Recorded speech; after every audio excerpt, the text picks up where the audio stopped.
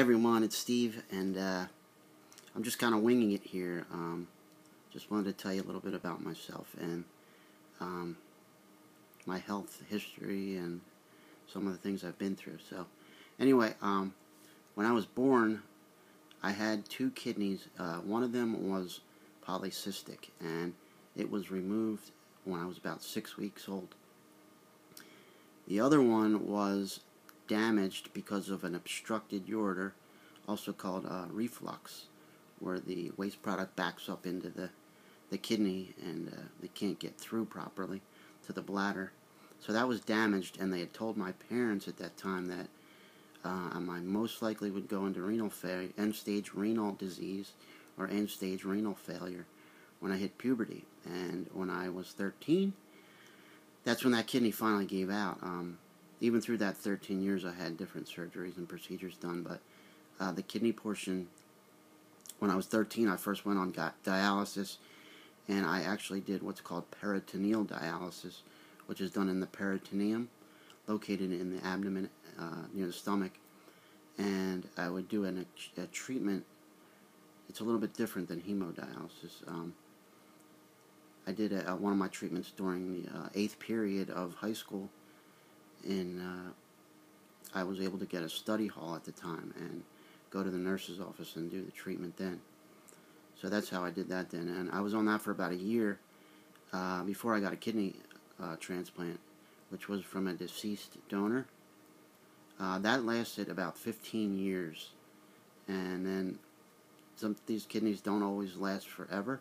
I've heard stories where they've lasted 30, 40 years, sometimes longer, sometimes a lot shorter, because after that, I went back on dialysis for a couple of years, on hemodialysis in a center, and that was pretty rough, but after a few years of that, I got another call, and it was from what's called an expanded criteria donor. Now, these kidneys are from people who may be older, they might have some health problems or other issues.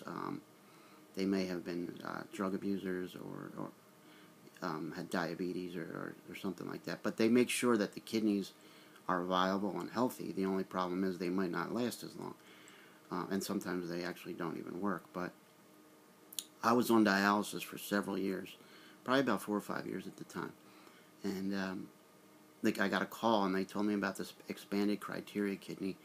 I had the option to choose it or to turn it down, and at that time I was just ready to get off of dialysis. I wasn't dealing well with it, and I was getting depressed. I also dealt with a lot of depression and anxiety in my life, and I was just ready at the time to get off of dialysis, so I took it. Now, that kidney never really worked very well at all, and in the end it only ended up working about 6 years. But again, that was also from a deceased donor. There's also living donors. Anybody could be a donor. Most of us are born with 2 healthy, strong kidneys, and you can donate one. If they go through a lot of testing, and they make sure you're ready for a major surgery, and that you don't have any other issues like diabetes or cancer or high blood pressure. You get basically a major physical. They check your urine, they check your blood, they do all kinds of EKGs and x-rays, because they want to make sure the donor is healthy enough. So, in essence, people who donate kidneys are extremely healthy people. All the testing is paid for by the recipient's health insurance. So, after that kidney gave out for about 6 years, I had an aortic valve replacement, and it's usually just a routine procedure. But I had some complications, and ended up aspirating, and it burned my lungs. My lungs shut down, and all kinds of problems there. I was on a feeding tube.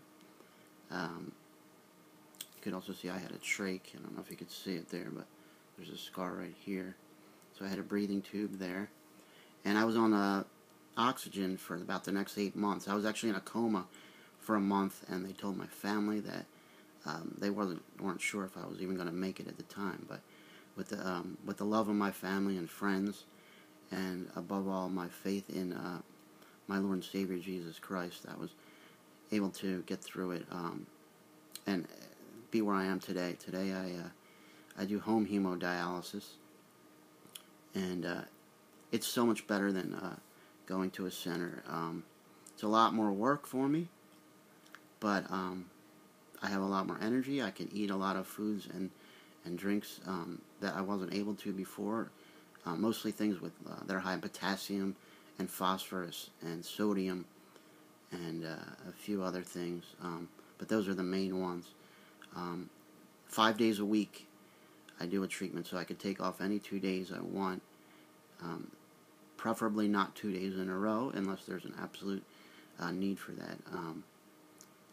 So in my next video I will be recording the actual treatment, putting the needles in and seeing how the blood gets cleaned by the machine, and the dialysate fluid and the dialyzer where the blood actually gets cleaned, and then it goes, the waste product goes out through, I have a drain line into the back of where my laundry machine goes, like behind it. I cut a hole in the wall in my room, and I'm able to, where the wastes from the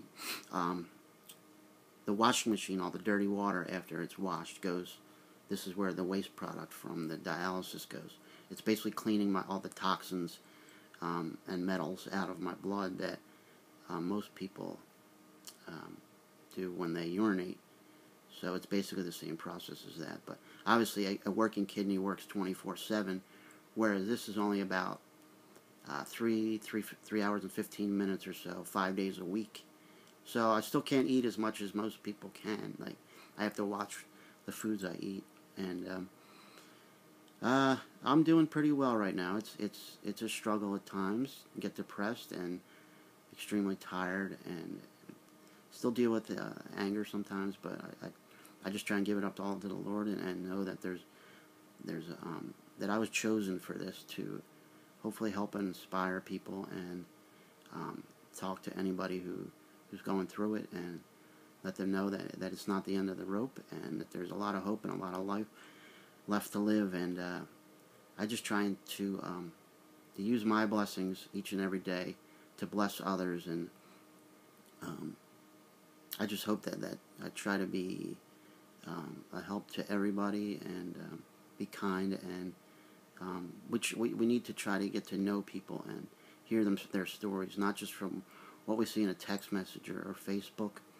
I know a lot of us, including myself, tend to judge people on what they might post or say, and sometimes we don't even get the true meaning of what they're trying to say. So anyway, before I preach too much, I don't want to get off on that topic. Just wanted to give a little idea of what it's like to be on dialysis. Most people do still go in center. There's also other options like peritoneal dialysis, and I mean, we're just blessed that we have these options. There's so many people that are suffering, I know, with heart problems, liver problems, lungs, and they don't have that option. They have to either get a transplant or,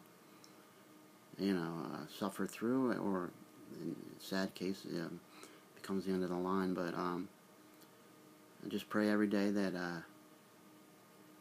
I'll just have the strength to keep going, and to continue to love people, and be there when they need me, to lift them up or help them when I can. Thanks for listening, and like I said, the next video I will be doing is the actual process of dialysis. Alright, thanks a lot for watching, and I love you all. God bless.